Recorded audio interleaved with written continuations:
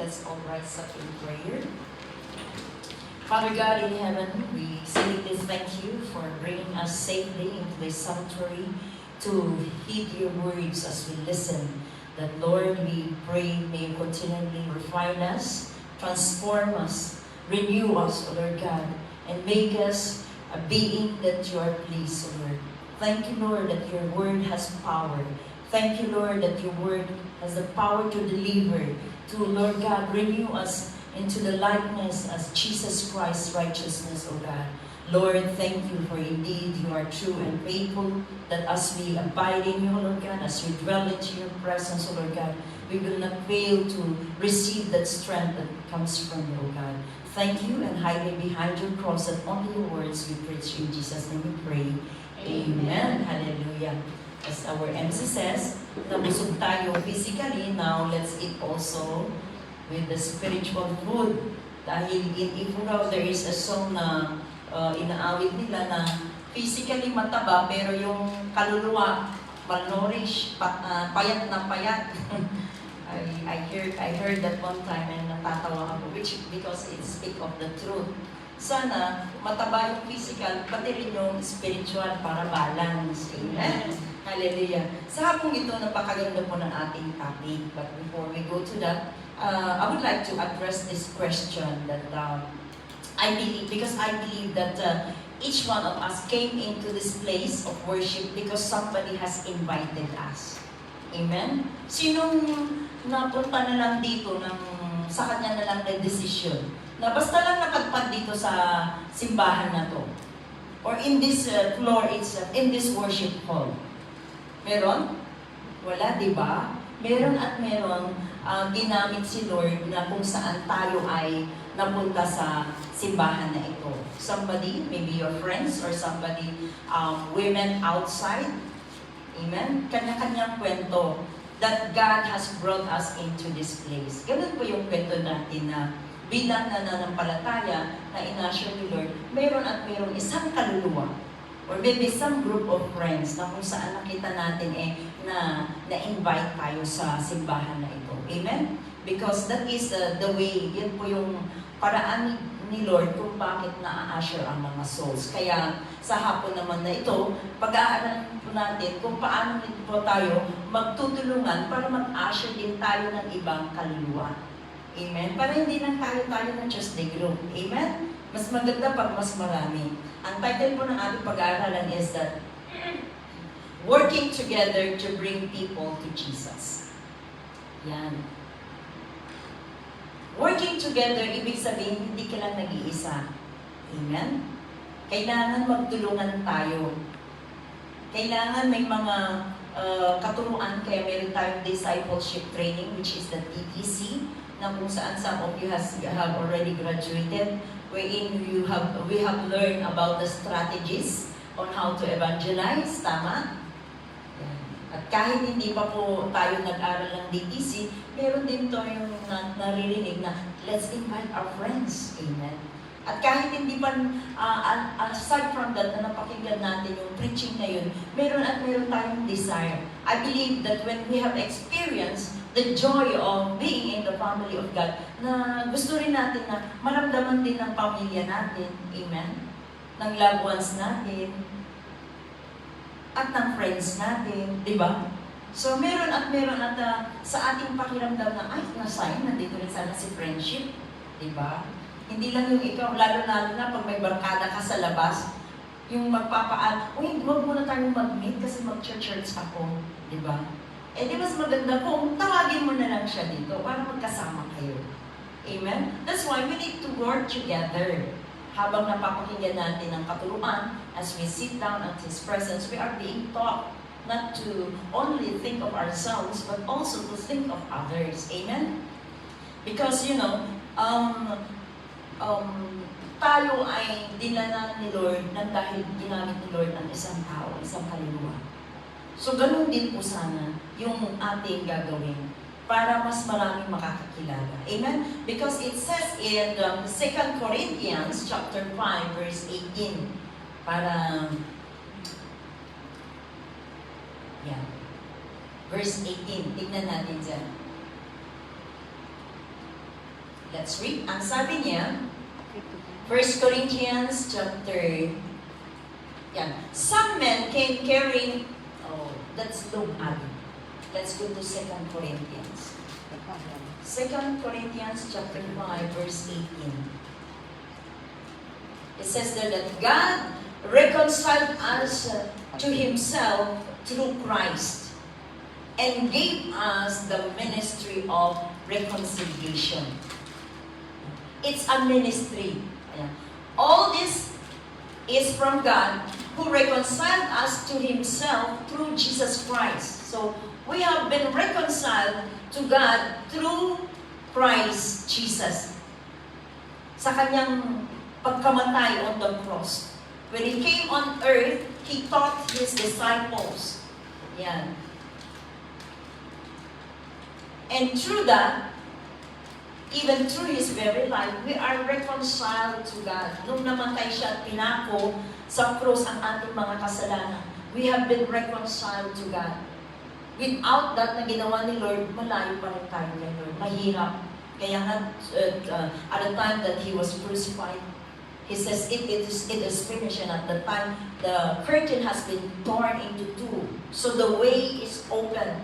We can now call our Father directly and pray to Him. Di na natin kailangan ang para mag-intervene, mag-intercede for us. But we can already directly call the Father whenever we pray. Amen? So yan po ay grasya ng Panginoon. And that we have here, and gave us the ministry of reconciliation.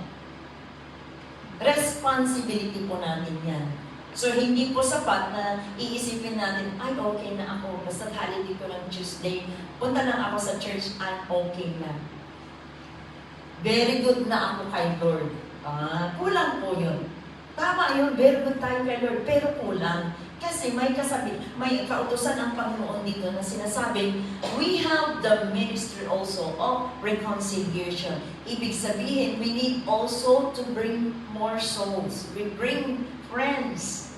Yan. I believe marami kayong mga followers at mga friends sa Facebook. O dili kayo, meron kayong mga batchmate dito. Yan. Eh, hindi naman just kasi ang holiday niya, sis. Pwede mo pa rin i-usher yan kay Lord. Kahit mag-holiday siya ng Sunday or Saturday kasi yan yung pinaka dalas na holiday ng ating mga kasamahan. It's okay. Tuwing, what do you call this? Tuwing statutory, magkikita-kita tayo. Amen? And even so, kapag nananampalataya na yan, the same family, at the same time, na-bring mo yan sa simbahan, di magkaparehas kayo ng topic. Diba? Magkaintindi kayo ng pananampalataya. So you can text her, ay Mars, pwedeng tulungan mo naman ako sa prayer. O diba? Kasi close ka sa friend mo. O dili kaya, oo nga, nabalitaan mo dun sa barangay natin na ganito. Yeah. So you can pray also even for your place. Oh. Kasi alam niyo yung situation sa inyong barangay. O dili kaya si kumpare. O, sabi ni Mars, ganito si kumpare mo? O sige, don't worry. Pag-pray namin yan sa GC. O diba? So, ang importante doon, may nadadala din tayong kaluluwa na nawawala sa presensya ng Panginoon. Dahil isa po yan na responsibility ng isang nananampalataya. It is our mission. It is our mission to pass on to others the same good news that God has given unto us. Amen? Because He does not expect us na, to become in church sitters lang, attendee. Hindi po pwede yun. And let us not worry because as we fulfill His command, He will also help us. He will empower us, especially in these end times. It says in the book of Joel that at the end times God will pour out His anointing, that each one will be empowered. Yan. With power and authority, may yan. Para makapagdala pa tayo ng mga kaluluwa sa Panginoon. Amen? Because at the end times, hindi yan tatanungin ni Lord na pag sa at the time of judgment, hindi yan sasabihin ni Lord, oh, sister, anong pangalan ni Ading? Oh, yeah. Sister Jean, ilang beses kang naggitara sa Hong Kong nung ikaw naman nananampalataya. Diba? Hindi ka tatanungin, ilang beses kang nag-lead. Ilang beses kang nag-testify. Hindi yun ang tatanungin ni Lord. Ang tatanungin niya, ilan ang bunga mo? Yan. Paano ka nakitungo sa friend mo at siya'y naakay mo sa Panginoon? Amen? So yun yung mas mahalaga. So yan, mag-isip-isip na. Ilan yung mga friends mo sa lagi kong ka-textmate everyday. Meron tayong mga friendship na lagi ina-update, uy, kumusta ka na? O anong ulam? Pati ulam, tinatanong, di ba? Buti ka pa, sarap ng ulam mo. Okay, sige. Maganda yan, may communication. Ngayon, dagdagan natin yung pinag-uusapan natin ng something that we also bring them to the Lord. Amen? Dahil dito sa Bible, merong kwento. Mga magkakaibigan na kung saan sila'y nagtulungan para madalaan isang what do you call this, may sakit at siya ay nagamot. Let's see our text in Luke chapter 5 verse 17 to 26. May kwento dito. One day, Jesus was teaching and Pharisees and teachers of the law were sitting there. Yan, ito yung mga parang mga abogado sa, di ba? Alam nila yung mga batas sa simbahan, yung mga batas ni Moses. At the time, the Ten Commandments, alam nila yan, memoryado nila. Yan. And they were there, sitting there. They had come from every village of Galilee and from Judea and Jerusalem. Kasi kung saan si Jesus naggagather yung mga tao, they also want to witness. Kasi balitang-balita, ay yung si Jesus na yan. Pag pagaling ng may mga sakit. Yan. Ang daming mga miracles na gagawa niyan. So, bawat mga osyosera at saka mga curious, sige nga, tingnan nga natin. So, yan. Pati itong mga Pharisees na yan, ay gusto rin makita, gusto rin patunayan. Nakita mismo sa kanilang mga mata, yung mga narinig nila. And so, sabi niya, and the power of the Lord was with Jesus to heal the sick. Yan. At the time, there was the outpouring and the strong presence na kung saan there's a need of healing. And in verse 18, tignan natin. Some men came carrying a paralyzed man on a mat and tried to take him into the house to lay him before Jesus. Yun po yung aim nila. Some men, sabi niya. Some men from Tuesday group. May mga batchmate kayo, may mga kaibigan kayo. Ayan. At ang sabi niya is they're going to bring this paralyzed man unto Jesus. Pero may problema. Yan, sa verse 19, anong sabi?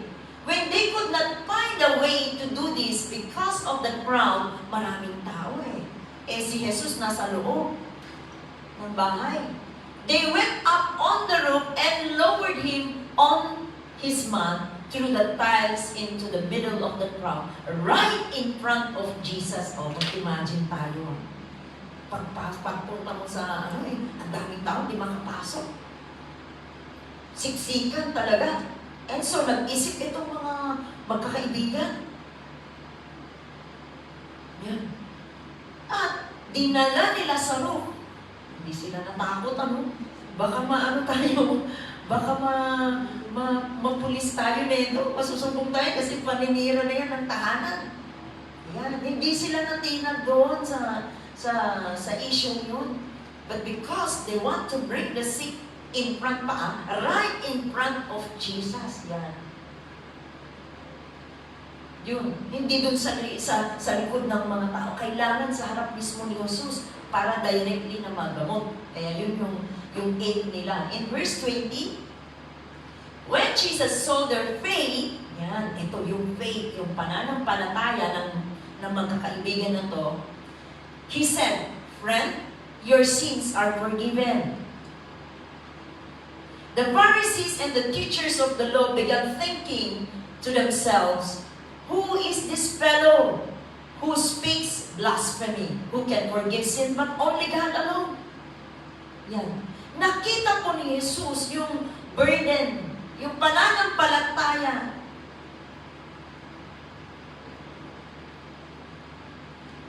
ng mga kaibigan natin.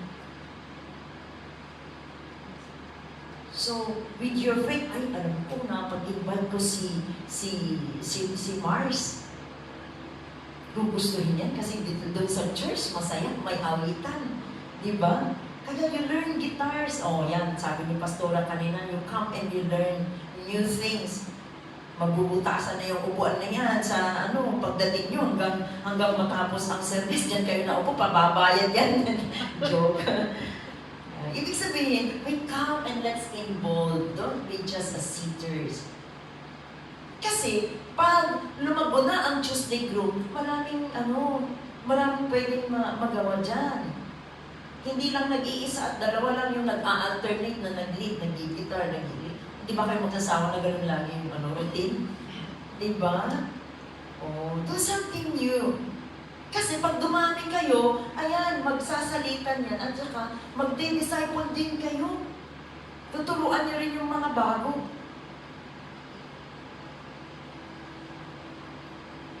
Pass on what we learn, what we have received. Yun po yung gusto ni Lord.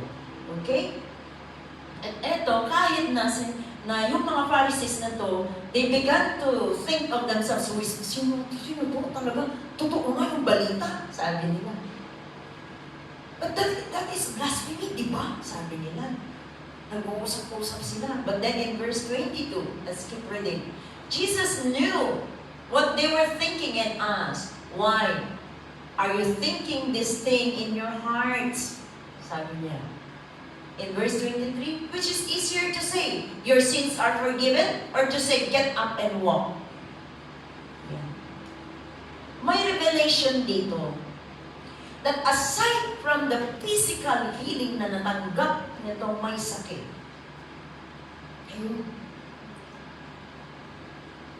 his sin also has been forgiven. You know, when our sins has been forgiven, di ba ang saya-saya natin? Tayo nga sa mga amo natin, pag nabasag natin, paano na to? O dili kaya hindi natin ingatan at hindi hawakan yung kamay ng ating alaga at talagang nadapa at nagasgasan ang kanyang kung saan. Nabukulan ang noo. Naku, paano nagtulagot ako kay amo? Pagdating mo sa sabi ni amo, "It's okay." Di ba ang gaan lang, "Ay, buti na lang, kala ko i-terminate ako." Di ba? Mas lalo na kapag yung talagang kasalanan mo ay napatawad. This kind of sin will bring you to hell. Sipin mo ngayon. And the Lord Jesus said, "Your sins are forgiven." Sins, sabi niya kami, ayun. Hindi lang isa na kasalanan, pero lahat ng ating mga naging kasalanan, pinako na yan sa krus. And so the Lord has said, "Your sin has been forgiven. Now get up. Have a new beginning." Paano kung yung dinala mo dito, inakay mo dito sa simbahan, kilala na sa Facebook, kilala na sa barangay nyo na isang chismosa. O di kaya hindi mo talaga maawat. Pasaway talaga. At dinala mo sa simbahan. And he come to know the Lord. And the Lord has forgiven her. And there's change in her. O, di ba ang ganda? Ginamit tayo ng Panginoon. Ikaw mismo yung kumari mo ngayon. Ikaw yung ginamit. Di ba ang saya sa puso? Amen? And so that's why, let's keep on bringing souls to the Lord. Kahit may mga negative things that we encounter, May mga doubts ba? Baka may doubts sa puso. Baka sa dadalhin ko dito, imbis na makakatulong sa atin or madadalo, baka ako pa yung pag-chismisan. Baka pa i-chismis ako kay Mr. na nagtatights ako at kami mag-away ni Mr. Meron bang takot na gano'n? Well, just keep on doing good things before the Lord and God will make miracles. Dahil kapag na-born again yan, kapatid, di mo alam. Pag uwi niya, siya yung gagamitin ni Lord para paggalitan si Mr. mo. Uy, magsimba ka! Si Kumari andun sa simbahan. Nagsisimba siya. Tapos ang ganda dun sa nakatulong siya sa pag-a-usher ng Mr. mo, di ba? Ganun din sa anak mo. Kasi ang mga chismosa, mabunganga yan. Pag di mo yung papakinggan yan, talagang gusto mo umiwas sa gulo. Sundin mo na lang yung sinasabi pag minsan, di ba? Pag na-born again niya, di ba? Di may kasama kang mag-usher din sa pamilya mo. That's why, let's keep on ushering souls. Amen? Yan, in verse 24. But I want you to know that the Son of Man has authority on the earth to forgive sins. So he said to the paralyzed man, I tell you, get up, take your mat, and go home. Verse 25. Immediately he stood up in front of them, took what he had been lying on, and went home praising God. Umuwi siya ng may kagalakan sa puso. May peace of mind.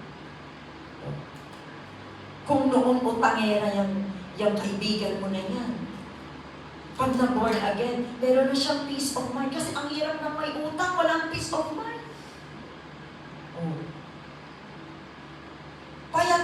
Payat yung iba nang dahil sa kaiisparong mo yan. Naku, ma-overdue na naman ako, di ba? Kung gusto mong tulungan, bring her to the Lord. Bring them to the Lord. Amen? Praise God. Yeah. He went home praising God. And in verse 26, itong maganda. That everyone was amazed. Yeah. And gave praise to God. So, it's not, hindi lang yung isa na dinala mo.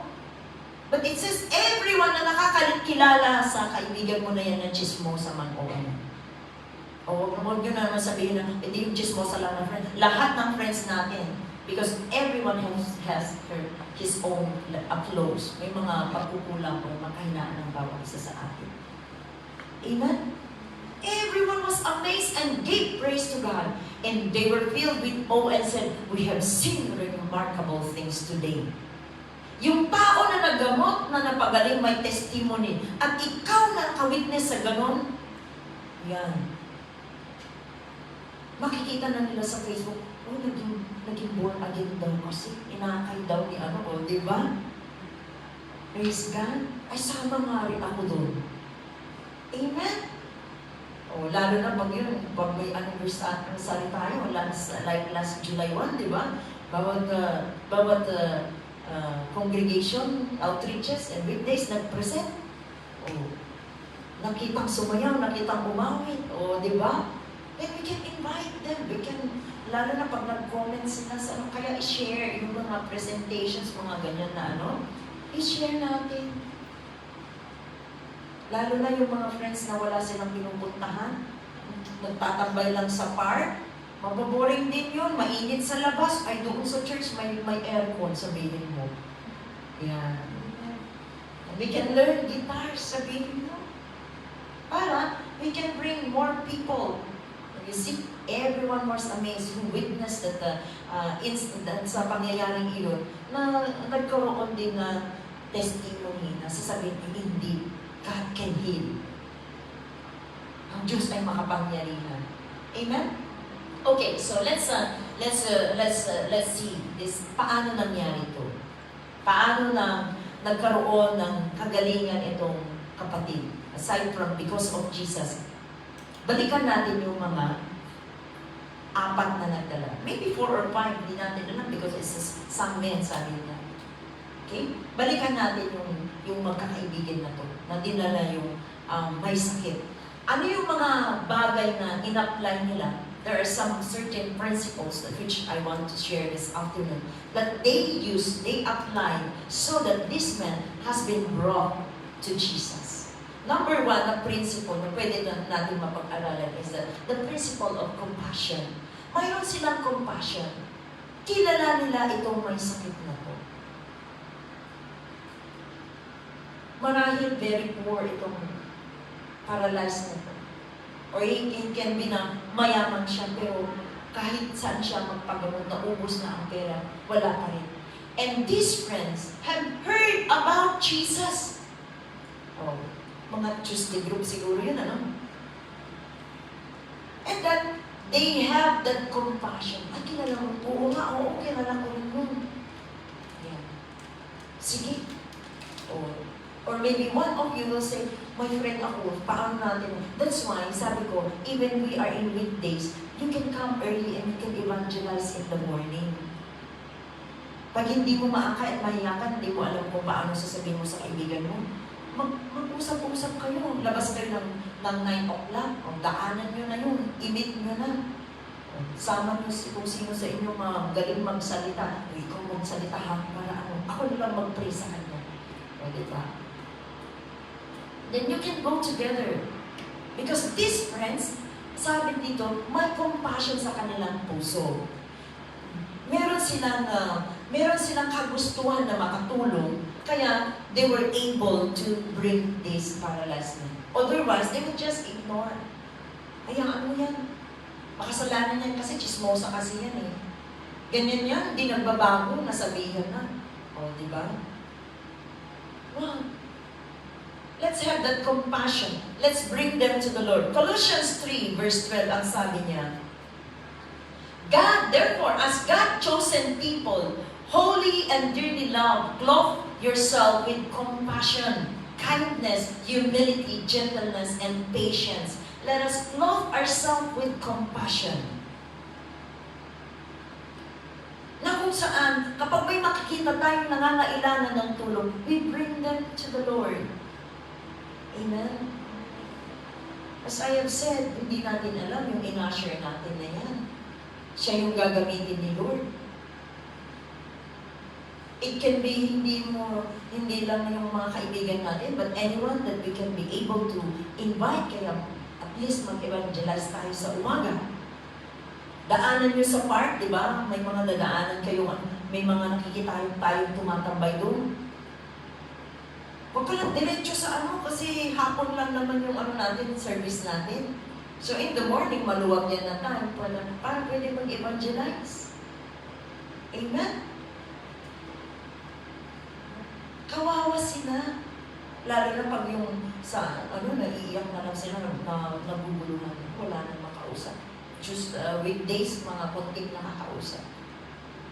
Diba? Pag Sunday, marami. Pag weekdays, pumunti, andun lang sa part ng tulog mo. Invite them. Let's bring them to the Lord. Amen? Amen. Another principle that we can learn in here is that the principle of cooperation. May pagkakaisa sila. Biruin mo yung pag-lowered nila sa mat na yun. Kung hindi sila nagkakaisa, pag hindi balance yung di ba? Paglapag doon sa sarap eh. Yan. Sarap yun. Pag mabilisan yung impatient, ang tagal mo naman. Di, wala na, nabaliktad na yung pasyente. Pero hindi sinabi ganun, di ba? Ibig sabihin, may pagkakaisa sila.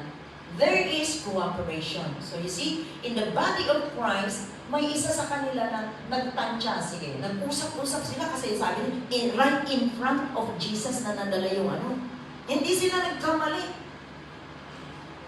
Sa kung saan na ibaba yung pasyente, right in front of Jesus.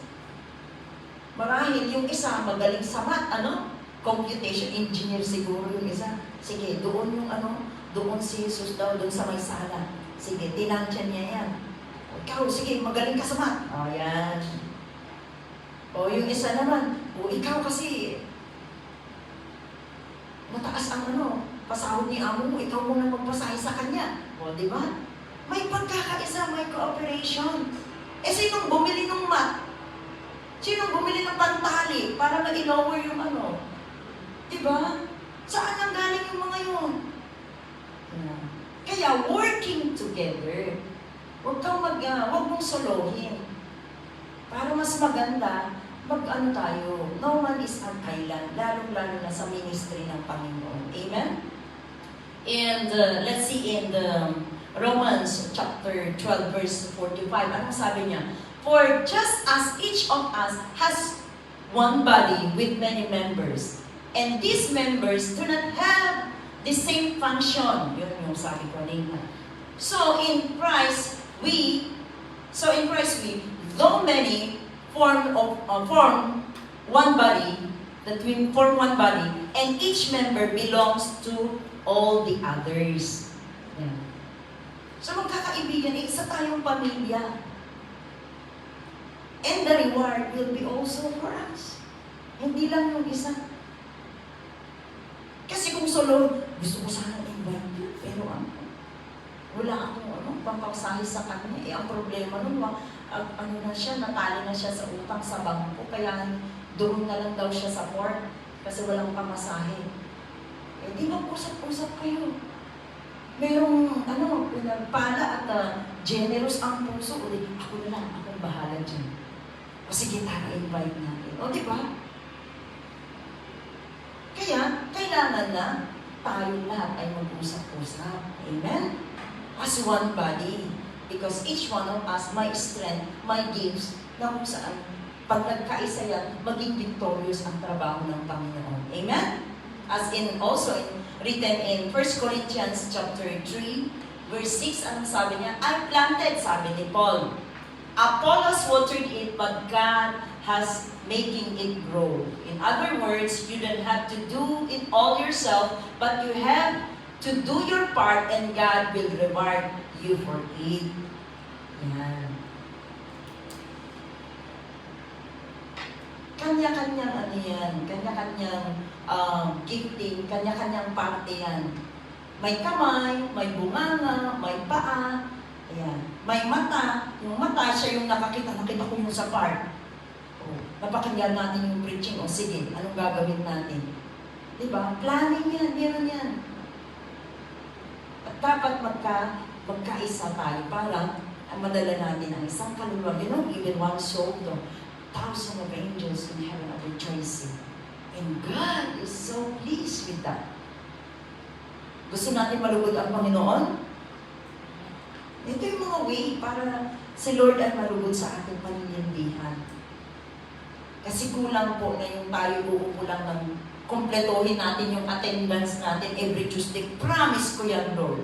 Every Tuesday talaga, mag-a-attend ako ng church. Dagdagan natin yan. Amen? Ito yung pinag-aaralan natin sa hapon ito. Number 3.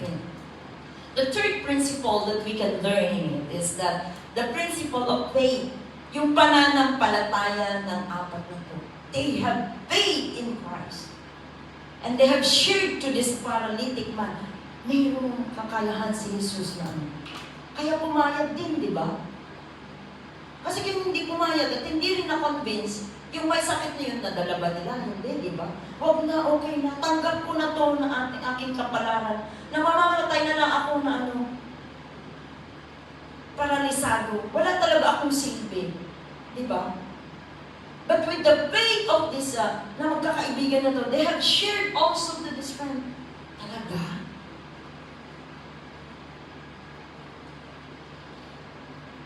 And so, they were able to convince and they have brought. Kasi kung hindi, pumapalag yun eh. Diba? Uy, nakakayaw, huwag niyo na akong iiyak yan.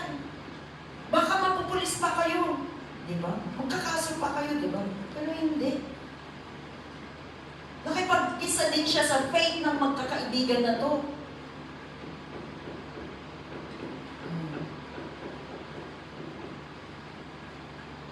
That's why faith is very important. Kailangan by faith tayo. Yes, sige. Paniwalaan natin that the Lord will be able to also to help us. that this friend of ours will be saved. Amen? Because, in Hebrews 11 verse 1, ito yung definition ng faith. Pag hindi po natin pinapaniniwaan, is that papalyado po. Every time that Jesus will heal a sick man, said, your faith has healed you. Laging sinasabi yan ni Lord. So let's have faith also. Now faith is confidence in what we hope and assurance about what we do not see. Kahit hindi pa na natin nakikita, parang alanganin yata. Talagang stage 4 na eh. Diba? Cancer yan, ako wala. Vegetable na eh. Diba? Ang gano'n. Pastora Sonia, because Pastora Sonia, agree. He has experienced being in a state of being vegetable na siya. But when he prayed by faith, talagang nanalangin daw siya. And until now, buhay si Pastora. Diba? So faith is very important. And even Pastora Sonia have been through cancer also. But look at Pastora, di ba? God can heal. So nakikita natin. Even sa simbahan na to, God makes miracles. So that should be also na, yun yung mag-e-encourage sa atin na ay talagang buhay ang Diyos. Di ba? Amen? So that's it, my sisters. Let's have faith that God will also can change our friends, can heal, can deliver. Pwede niyang baguhin. Amen. And number 4 principle that we can learn is the principle of action. Yan. Ang sabi sa James 2:17 na, faith without action is dead. Huwag ka lang hanggang sa pangarap na, sa imagine, siguro kung mag-born again din tong taong to. Diba? Or hanggang sa, sana, mag-born again din siya. Actionan natin. Text natin sila, invite natin sila, and we also pray for them. Importante yung pag-pray muna natin sa Lord, I pray. You give to your leaders. Kayo na, pag dito before the service, meron kayong gathering, intercession muna. Ilista niyo yung mga pangalan niya. Pag-agree kayo, bago magkaroon ng mga practices. Amen. Intercede. So that on the next month, pag invite mo na siya, na-soften na, tinouch na ni Lord yung puso niya. Amen? Ginawan na ni Lord ng paraan. Baka the next friend, buti na lang nag-text ka. Buti na lang, ikaw lang Mars, ang nangungumusta sa akin. Ang mga anak ko, pag pinadala ko lang yung mga wala na, hindi na ako nila pinapansin. Diba? Tumatawa sila. Diba? Those are instances that God can use. Kaya yan, sige tara nga sa church. Doon nga tayo mag-praise. Tignan mo yan. So, that's it.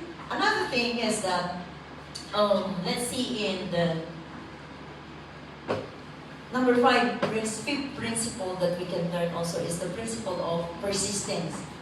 Doon yung pagpupursige. Yan. Hindi porket in-Indian tayo ng isang beses, hindi. Huwag na. Ayan. Hindi kayo, malilate ako sa may appointment ako. Di ba? Mga ganun na reasons. We have our own appointments. But let's prioritize also. Because you know that above all things, sabi niya, dapat namumuna si Lord sa ating mga schedules. Holiday, it's not ours actually. Hindi para gawin natin yung gusto natin. Because it's in the Ten Commandments, the honor the Lord God on the Sabbath day. Diba? Anong Sabbath day natin? Eto, holiday natin. Sir, ibig sabihin, kahit holiday natin, pagmamay-ari po ni Lord. Kaya, siya yung nangunguna. So, kung sa yung pinapalaw mo na yun, medyo ano ka sa schedule mo, ma-estorbo ka, kasi magre-limit ka, kasi may ganito ako gagawin. Unahin mo muna yung kapatid. And you will see on what God will do on your own personal agendas. Amen? Above all things, put God first. And God will also mind your business. Amen. At mas magaling pa siya, baka sabi nila, kasi kailangan ko malamit ko. Alam mo, pag si Lord ang gumawa, mas higit pa yung gagawin niya sa plinano mo. At saka sa gusto mong gagawin na mangyari. Amen? Okay? So, let's persevere. Persistency wherein that, itong magkakaibigan na to, they were not discouraged at the time na kung saan, mataas yun Alam mo yung paralisado, mabigat yan. Isang kilo nga ng karne, pag namalingke ako, 2 kilo, di ba? Yun, isang tao, paralisado, mabigat yun. Tsaka kailangan na ingat sila para hindi lalong mas madali yung pasyente pag nahulog yun sa taas. Naku, imbis na tulungin, hindi sila nag-give up. Kahit na mabigat, kahit na mahirap, kahit sila na, kailangan ng tali, kailangan ng ganito, o kailangan ng martilyo kung para butasan yung kahit mahirap, kahit maka-encounter sila ng hindi sila natinag, but rather they persistently still have the determination to bring this paralytic man to Jesus. Amen? So, ganun din po sana tayo. Ay, mahirap mag-evangelize kasi summer, mainit. Excited tayo pumunta sa church. Doon ako sa church kasi may aircon. Kaya pagdating, naku, ang init sa labas. Tapos sabi naman ng isa, oo nga. How much more yung isang tao na kapatiran natin, kaibigan natin, na whole day na nandun sa labas. Maraming nahi-stroke sa labas, di ba? O, dinali na natin dito sa loob. Amen? Kasi ang sabi dito sa Romans chapter 10, verse 14 to 15, anong sabi niya? Napakaganda sa verse 15. But let's read in verse 14. And, how can they call on the Lord? Ito, paano manalangin ng isang tao na hindi kilala ang Panginoon? Tumawag sa Panginoon on they have not believed in, na kung saan hindi nila kilala ang Panginoon, hindi nila alam na may Diyos na makapangyarihan. And how can they believe in the one whom they have not heard? The gospel that we have heard in the church. Yeah? And how can they hear without someone preaching them? Taas ang kamay ng may mga batchmate dito sa Hong Kong. Wala akong batchmate dito. Kabarangay. Meron. Kaibigan. Wala akong kaibigan dito. Kaibigan sa Facebook. Meron. Lahat tayo meron. Ayan po. And how can they hear without someone preaching them? Kaya napakaganda po na we message them about the Word of God. Message natin sila. Kumustahin natin sila. You know? Share your testimony. Uy, alam mo, friend, totoo pala na may Panginoon. Buti na lang, napunta ako sa church, pinag-pray ako ng pastora, or nung praise and worship, or nung nanalangin ako, marami tayong pwede i-share na nagawa ni Lord, di ba? Maraming blessings si Lord na pwede natin gamitin na pang-umpisa natin sa conversation. Pag hindi kailangan na, sabi sa Bible, di Matthew, pag hindi natin yan alam, yung testimony mismo natin na naranasan natin, na ginawa ni Lord, sapat na yun, kaibigan.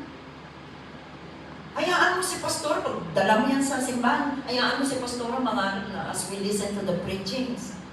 Oh. At mag-enroll ka rin ng DTC para sa susunod na taon, pwede ka lang mag-Bible verse. Oh. Para hindi lang yung hindi ko alam. Oh. Kailangan din na lumago tayo. Yes, as of now, if we do not know, it's okay. Yung naranasan natin na nagawa ni Lord, sapat na yun na pwede natin ipag-share. Amen?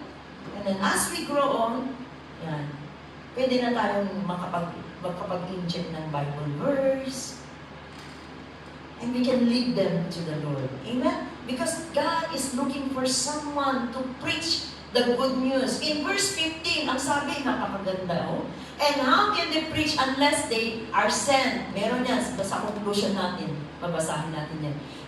As it is written, how beautiful are the feet of those who bring the good news. Oh, hindi yung Kyotex ang nagpapaganda sa paa. Oh. Hindi yung shape ng ng puko ay ang ganda talaga ng bagad ng Kyotex yung Hindi kung gaano kamahal yung sapatos mo para pag naglakad ka, uy, ang sexy naman, ang ganda ng mamahalin yun. Hindi po. Ang sabi niya, those who bring the good news, yun ang may magandang paa. Amen? Kung sa Pilipinas, pag yung mga pastors natin talagang umaakyat sila sa, pero sige pa. Maybe some of you have experienced that. But in here, we are here in Hong Kong, lahat ng ating mga transportation dito, walang mahirap, di ba? Ang ganda ng system ng Hong Kong. Pag ayaw mo ma-traffic, mag-MTR ka. O, di ba? Ang mga park dito, very accessible, hindi ka mahirap masyado. O, so di mas mabilis. Hindi tayo mahihirapan ngayon. Sabi how beautiful. Di lalong gaganda pa ang ating paa. Amen? Hallelujah! Sige, sa conclusion na tayo kasi 3:30 na. For our conclusion, in Matthew, muna natin sa Matthew chapter 7 verse 19, dito yung kailangan natin. Let us heed this word of God. Matthew 7:19, sabi niya, every tree that does not bear good fruit, is cut down and thrown into the fire. Yeah. So, saan po tayo grupo? Saan puno po tayo? Sa Tuesday group na branch tayo. Ang katawan ni Kristo, ang pamilya na binigay na kung saan ng puno na kung saan tayo dinala ni Lord. Ito sa simbahan na ito. And dito tayo sa branch. Kailangan natin mamuna. O Tuesday group must bear fruit. Yan. Amen? Amen. So, ang sabi niya, pag hindi tayo mamunga, mapuputol yan. Sayang yung mga effort natin, di ba? Na complete yung attendance natin ng every Tuesday. Para mas maganda at mas sigurado at maganda ang ating kahihinatnan, hindi sa impyerno, let us go in Matthew 28 verse 18 to 20. Yan ang ating conclusion. Then Jesus came to them and said, all authority in heaven and on earth has been given to me. Therefore go and make disciples of all nations. Ayan. Go! Di ba yung kanina sa Romans? How could they go if they are not sent? Eto, si Jesus na mismo ang nagsasabi. Therefore go and make disciples of all nations. All nations, where are we? In Hong Kong. Yung mga ibang kapwa natin na nananampalataya, sa ibang bansa naman sila. Ngayon, dito tayo tinalaga ni Lord. Ito yung responsibility natin. Ito yung ano natin, yung vineyard na kung saan tayo magtratrabaho for His kingdom. Baptizing them in the name of the Father, the Son, and of the Holy Spirit. Verse 20, and teaching them. Yan. Sila pastora na yung mag-baptize kasi lang sila yung ano. Ito, teaching them to obey everything I have commanded you. Remind mo si sister. Uy, sis. Di ba, pag nag-aano yan, nag-a-attend na yan, guide mo na siya. Aside yung katuruan, yung mga preachings na tinuturo dito sa pulpit ng ating mga pastors, you guide them, disciple them, sabi. I-guide mo siya, turuan mo rin siya. Everything I have commanded you. And surely, eto yung napakaganda. And surely I am with you always to the very end of the age.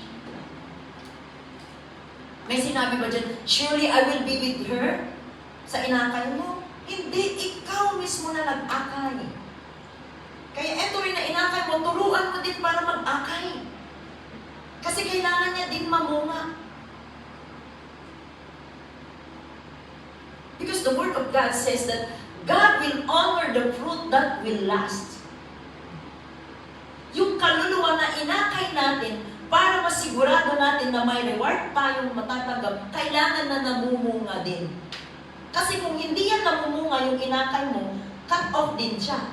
Kagaya natin. If we, yun, sa Matthew kanina, ngayon nabasa na natin, kapag hindi tayo namumunga, makakat off tayo. Eh kung yung bunga mo hindi namumunga, cut off din siya. Saan ang bunga mo? Kaya kailangan din na alalayan natin, disciple, teaching them all the commands. Amen? Kaya hindi lang pala inakay lang. Okay na, bahala na siya sa board. Bahala na si pastor. Hindi kailangan. Hindi po ganun.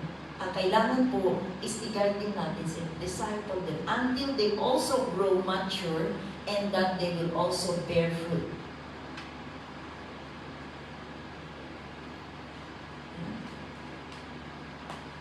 A fruit that will last. Yan yung ino-honor ni Lord na bunga natin. Amen? So, habang tayo may chance, let's do and let's obey what God commands unto us for every time that we abide in His will. I know and I know that He will fulfill His promise. Amen? How many wants blessings? Amen. Bring a soul to the Lord. Kahit anong holiday yan, sis, it's okay. Because maybe many of your friends are in other days, it's okay. As long as you bring. Pero mas maganda rin naman kapag mga Tuesday group din siya. Kaya lumabas tayo. Kasi yung mga nasa labas na makakasalamuhan natin during our holiday, Tuesday ang holiday nila. Tama? So, yun po yung gagawin natin. Amen? So, let's bow down in prayer. Father God in heaven, we thank you for your words, O God. Lord, we know that there are so many lost outside, O God. Many are sick, even physically, O God, and most especially spiritually. They are lost, O God. That, Lord, many commit suicide. Many, O Lord God, are stressed, and they don't know what they do, O God. And so, Lord, it's our prayer. I-pop up mo po ang kanilang mga Facebook, O Lord God, para sa aming wall, para makita namin. Because there are so many friends in our Facebook, O Lord God. But Lord, you have set souls, O Lord God, na in perfect time na kung sino sa kanila ang aming dadalhin sa iyong kaharian, O God. Give us souls every time, O God, that Lord, we are growing very special, O God. That we do not know what to do, O God. These are the things, O God, that kung saan po sana kami maging busy, O God. And so, Lord, we thank you for you're so good and you're so faithful, O Lord God, that you have, O Lord, blessed us. You have brought us into your kingdom, O God. That we come to know you, that indeed you are a miracle, God. Ang kagalakan ng ikaw po ay aming nakilala, O Lord God, ay wala pong katumbas, O God. Yun din po ang nais namin na ibahagi sa aming kapwa, O God. Sa aming mga kumare, sa aming mga friends, sa aming mga kapamilya, O God. Because Lord, marami ka pong gagawin. Just like what happened in the story, O God. That Lord, only one paralytic man, but Lord, all of those who witnessed were amazed and praised your holy name, O God. And so Lord, we thank you. Use our lives, O God. Use our mouth, O God. Use our gadgets, O Lord God. And thank you, Lord God, that in everything that you will do in our lives, be glorified, O Lord. As you continually give us that passion, O God. Give us that strong faith and that persistency, O God. That even we encounter problems, we will not give up. Because, Lord, it's so painful to see them, O God, to be in heaven while we are in heaven, O God. So while there is time, O God, Lord, give us the courage, give us the strength, give us the wisdom, O Lord God. And thank you, Holy Spirit, because we believe that without you, we cannot do anything, O God. And you have promised that you will go with us, O Lord. Your words are true, O God. And thank you for the many souls that you entrust into this Tuesday group. And to our listeners also, Lord God, who are listening this message, O Lord, thank you for letting us bear fruit, O God. And this is our prayer in Jesus' name. Amen.